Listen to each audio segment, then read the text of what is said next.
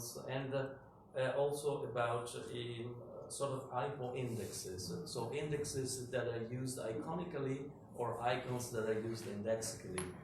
And depending on the force of the rhetoric, you can consider the dead mask as an index used iconically or as an icon used indexically. Also because there are different techniques to make dead masks. You know, the dead mask of Napoleon, for instance, it was made in a very elaborate way.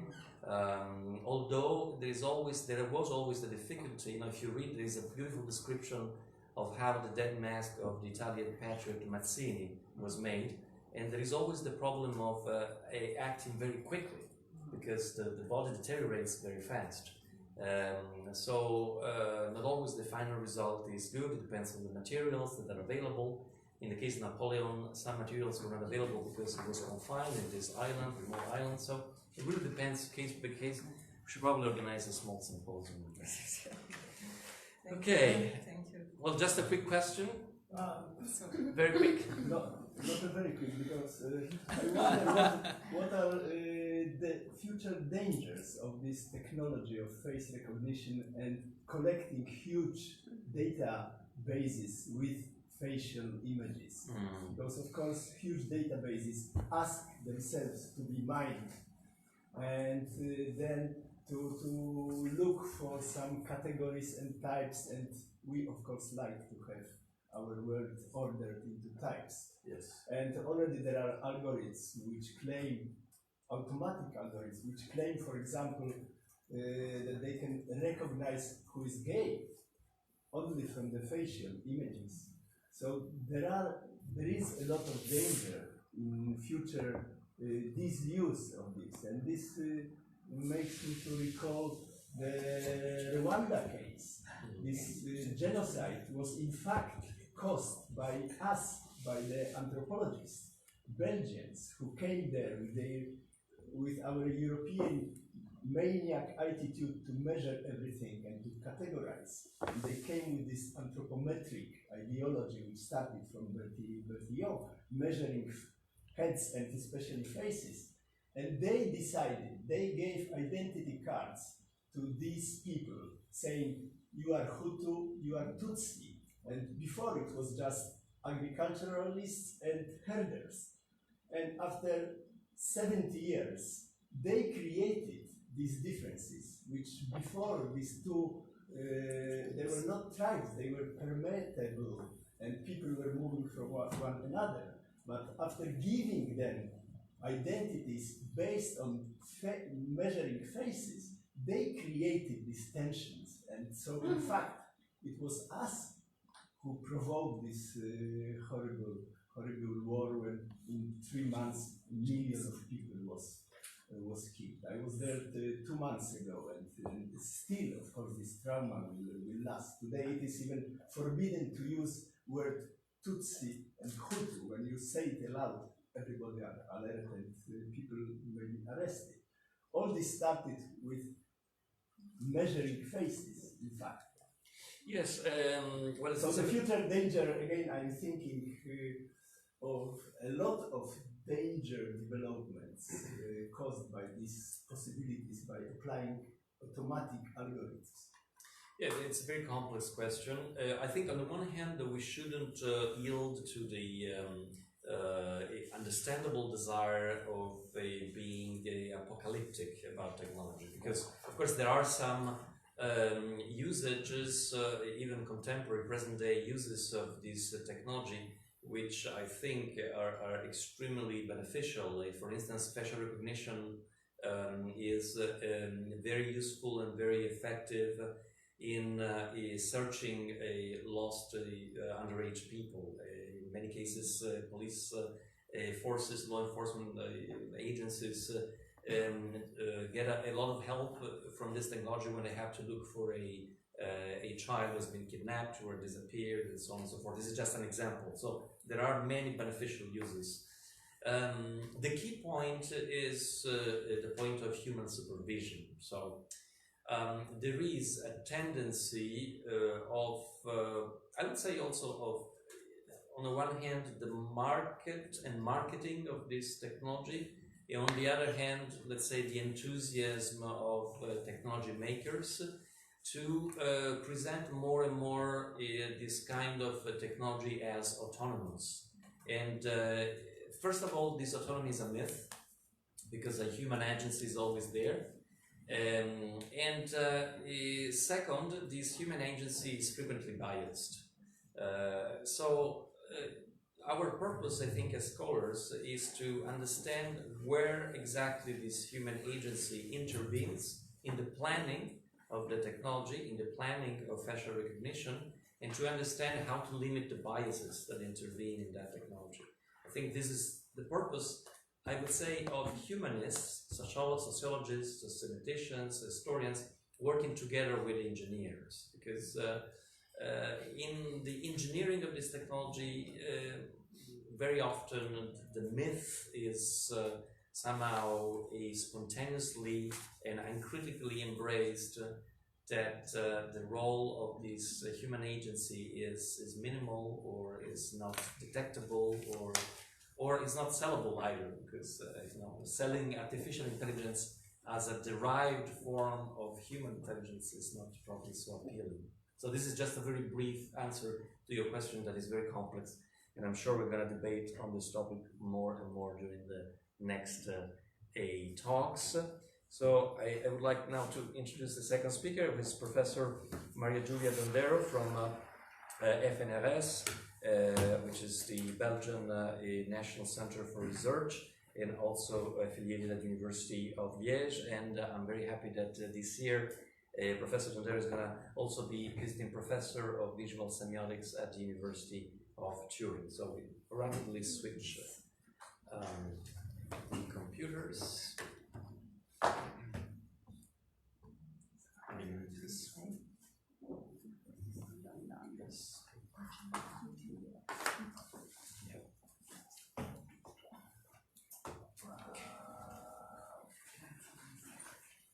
Okay, you have the floor for like 30 minutes, including questions.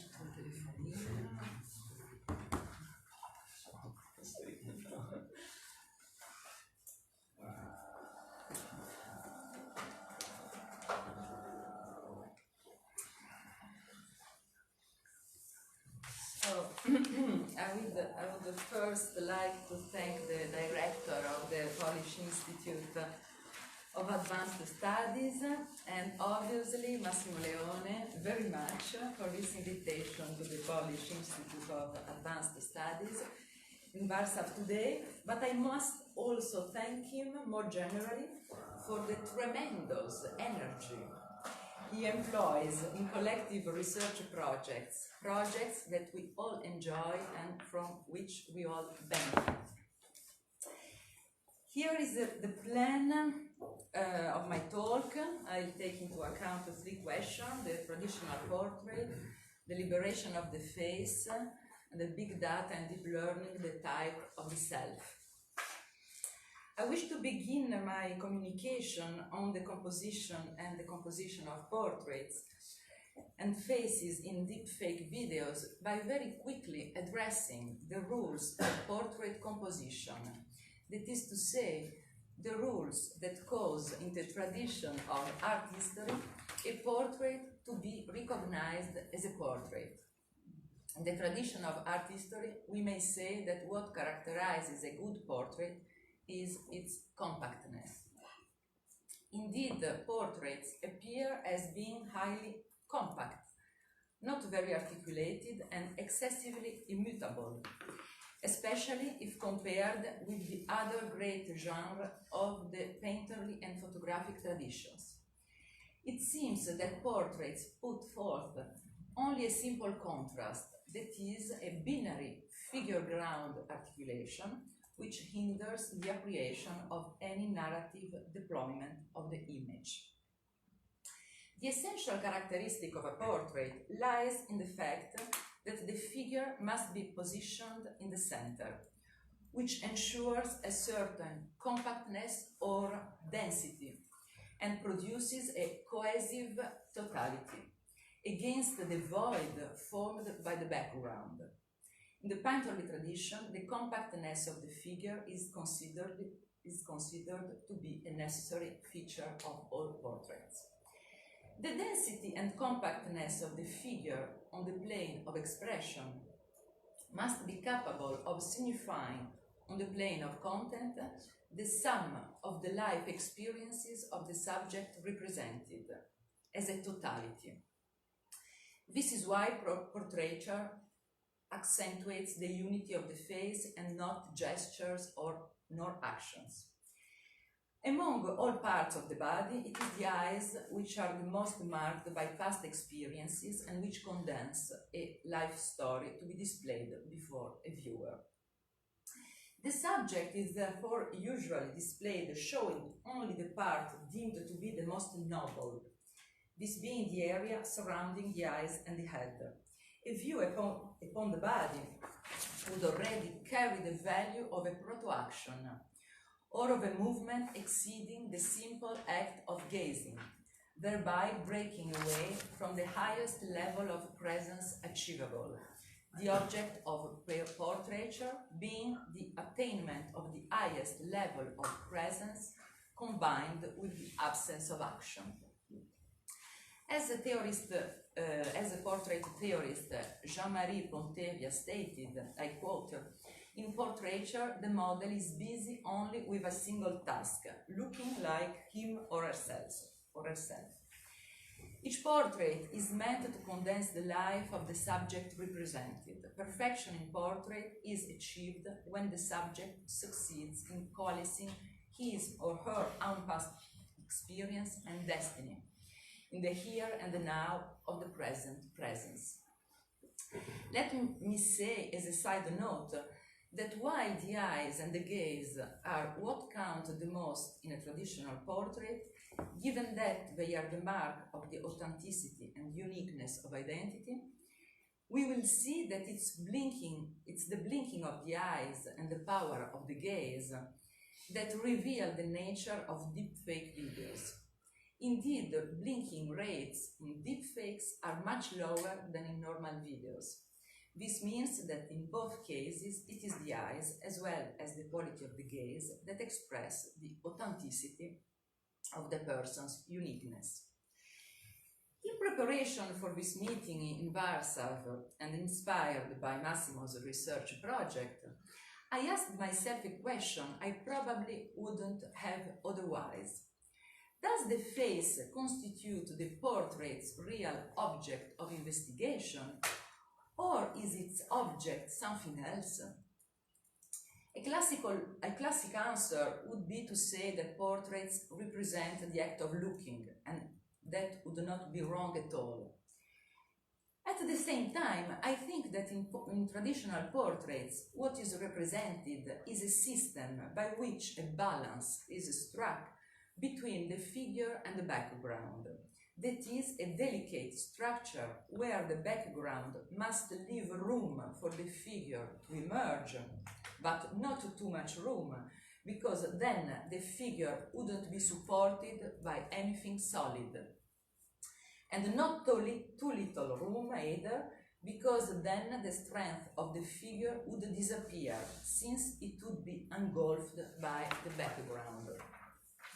Today, I think that what may be called the liberation of the face happens when portraits is unraveled, when the balance between figure and ground is undone, together with its totality and compactness. I will give you two examples of the liberation of the face from the traditional structure of portraits. Prior to the deep learning techniques that enabled the development of deepfakes, several aesthetic and scientific experiments began to diverge from the essential characteristic of compactness in portraiture. In the domain of fine art, an example of this can be found in Francis Bacon's blurred faces that signify the uncertainty, instability, and the dispersion of identity. Another example can be found in Francis Galton's scientific experiments, in which he generated portraits of types. It is important to remember that Galton was a prominent figure in British anthropology and statistics. He was also a geographer, meteorologist, proto-engineer, and a psychometrician, and he is considered to be the founder of differential or comparative psychology. He died in 1911, only a few years before Charles Sanders Peirce, who died in 1914. Galton had inspired much of Peirce's theoretical thinking regarding the notion of composite photography. We'll return to the relationship between the thinking of Galton and Peirce later. Galton's composite portraits were produced by the successive recording and exposure of images onto a single plate. I think that you can see better here, where you can see the individual portraits and the composite photograph. The scientific nature of these composite photographs precedes the fact that each face was captured using the same parameters, the same perspective, the same focal distance, and the same position with respect to a background grid. These fixed parameters were established in order to ensure commensurability among the faces. In his paper entitled Composite Portraits Made by Combining Those of Many Different Persons into a Single Figure, published in Nature in 1878, Galton states, the photographic process enables us to obtain with mechanical precision a generalized picture, one that represents no man in particular, but portrays an imaginary figure possessing the average features of any given group of men. These ideal faces have a surprisingly air of reality. Nobody who glanced at one of them for the first time would doubt its being the likeness of a living person. Yet, as I have said, it is no such thing. It is the portrait of a type and not of an individual. Galton's composites were thought to constitute through statistic averages representing human types, a criminal, a prostitute, an Englishman, a Jew, and others. Galton wrote about his composite pictures that they are much more than averages. They are real generalizations because they include the whole of the material under consideration. The blur of their outlines, you see here especially good, which is never great in truly generic composites except in important details. So the blur of the outlines measures the tendency of individuals to deviate from the central type.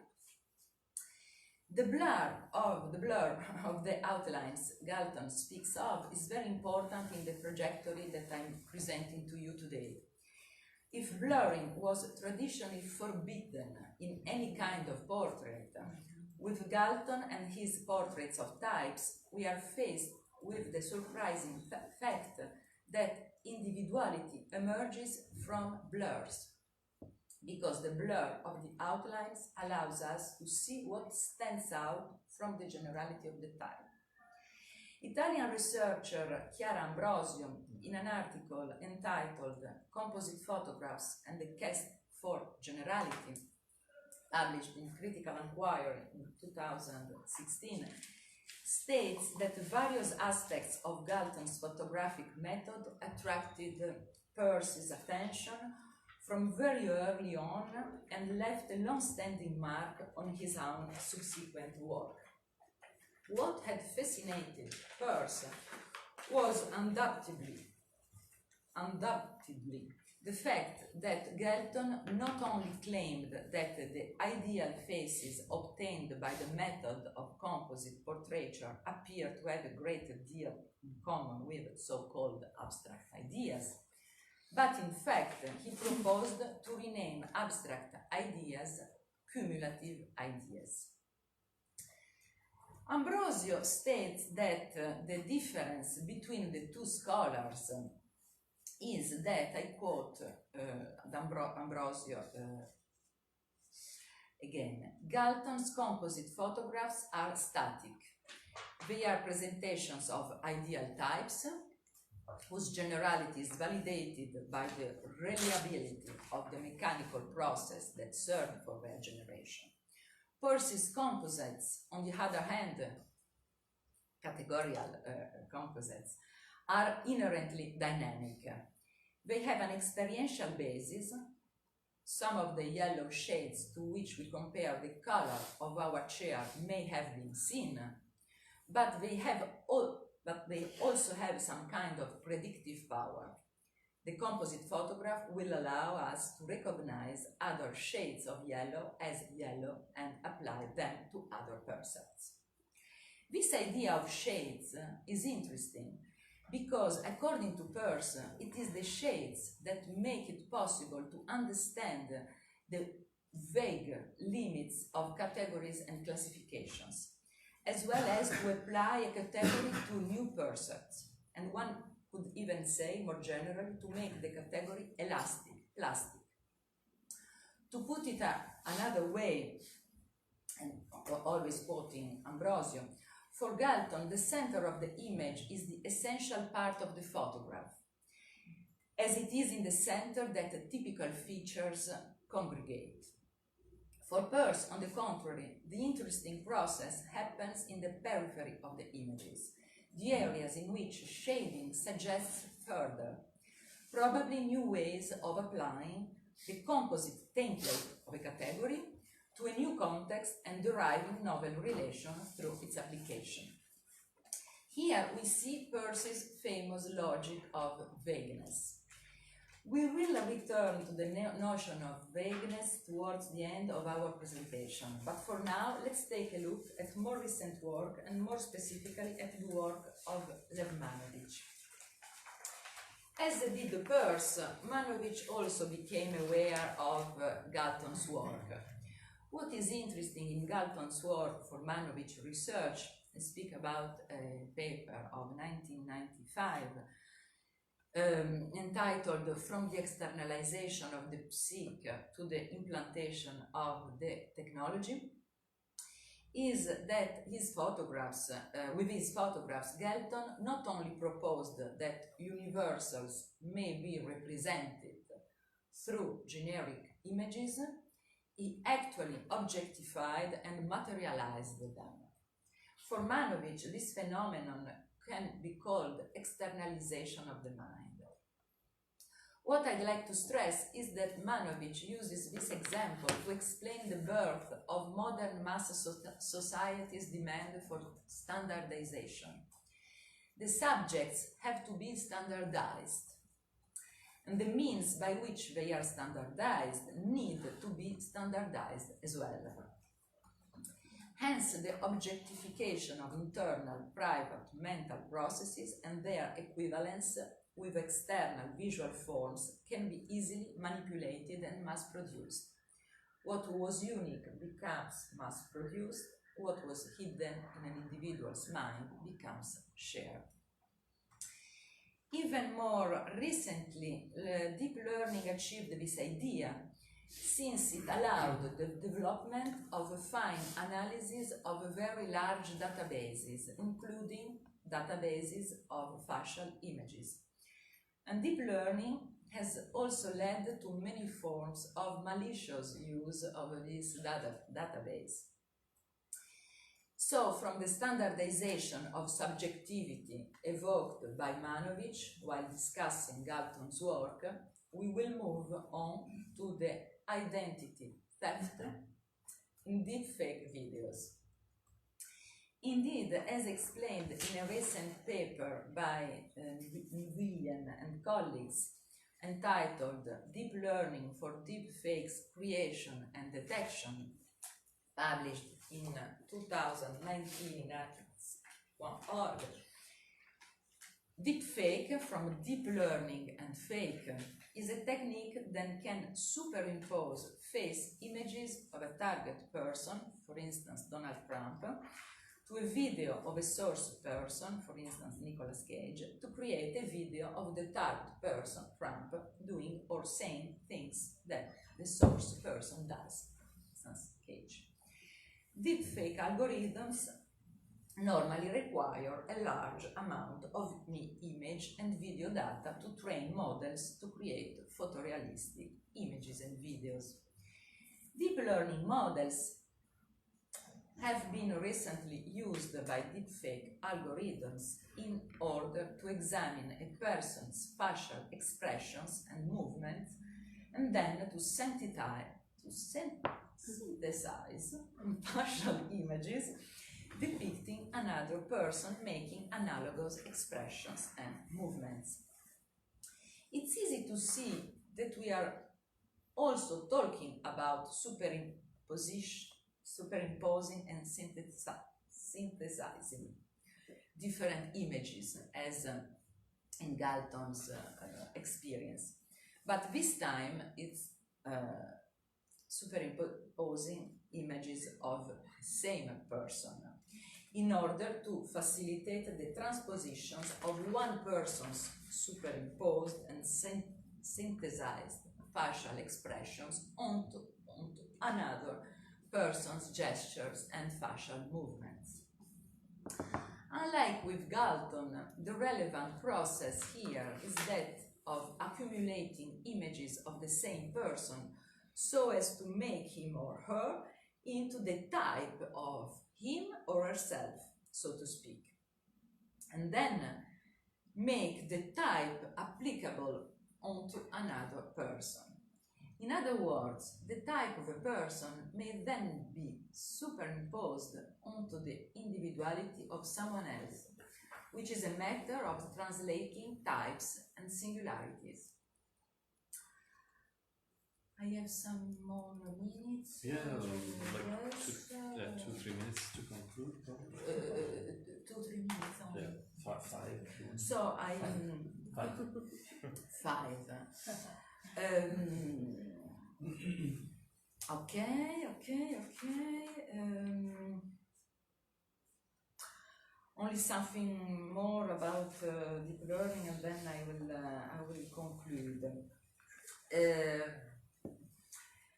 Let's address the more technical matters related to the production and to the automatic detection of these fakes. This schematic figure shows a deepfake creation model using two encoder-decoder pairs. Two paths use the same encoder. For instance, you see here that we take the original phase 1, a common encoder of the two phases, but we decode the phase 1 with the decoder of phase B.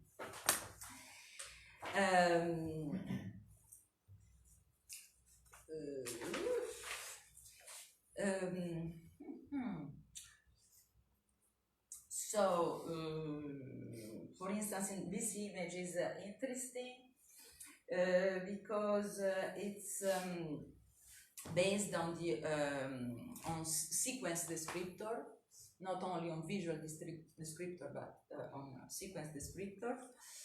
That have to check the continuity of the movement in a video of the duration of the facial expressions.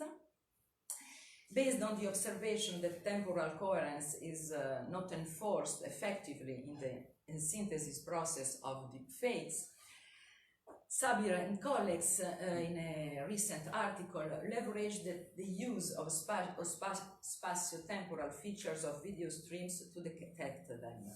Video manipulation is carried out on a frame-by-frame basis so that low-level artifacts or visual glitches produced by face manipulation are believed to further manifest themselves as temporal artifacts with inconsistencies across frames. In this image, you can see a two-step process for the face manipulation detection. The pre-processing step aims to detect, crop and align faces on a sequence of frames, while the second step distinguishes between manipulated and authentic facial images by combining convolutional neural networks and recurrent neural networks. It is therefore at the interstices that it becomes possible to detect the inauthenticity of a video, and as I said at the beginning of my talk, the rhythm of eye blinking, which is one of the most important signs of manipulation, is also revealed over duration, over inconsistencies in passing from a frame to another frame. Before concluding, I would like to return to two images which I find very interesting and which are related to what I said about blurring when I referred to the case of Francis Galton's traditional portraits and composite photographs. These are images that show more or less successful experiment in face swapping, and we can see even better in this image here, which shows the importance of the cropping of the face. Between one facial image and the other, there is an intermediary figure called mask, which is completely blurred because it combines the characteristics of both faces, source and target. In conclusion, I would like to recapitulate the trajectory I covered today. Whereas in the tradition of portraiture, blurring was forbidden so as to not compromise the stability of the identity of the individual represented. In Galton's case, blurring meant the emancipation of individuality from the generalization into a type. In the deepfake experiments, on the other hand, blurring is what allows the passage between one identity and another. In the tradition of portraiture, the compactness and sharpness of the figure was intended to signify the intense presence of individuality. And blurring was forbidden also for another reason, this time related more to the plane of expression. The face was part of a system of balance constituted by the relationship between the figure and its background. When the system of portraiture is unraveled, the face regains more freedom, as in Bacon's paintings. Things change with Galton's composite photography, where sharpness represents the type. Sharpness here is also certainly a signifier of stability, but this stability in Galton's experiment belongs to the type, not to the individual. It is a sharpness in which the individual fades away. It is only in the blur that individuality emerges. In deepfakes, we celebrate the type of the individuality. This is to say, individuality in its essence via big data, and it is thanks to the blurring displayed by the mask that we can clearly see the transition from the type of oneself to an individual instance of oneself. Here, blurring functions as a means of passage, of mediation, of commensurability between a model and an individual. Thank you so much.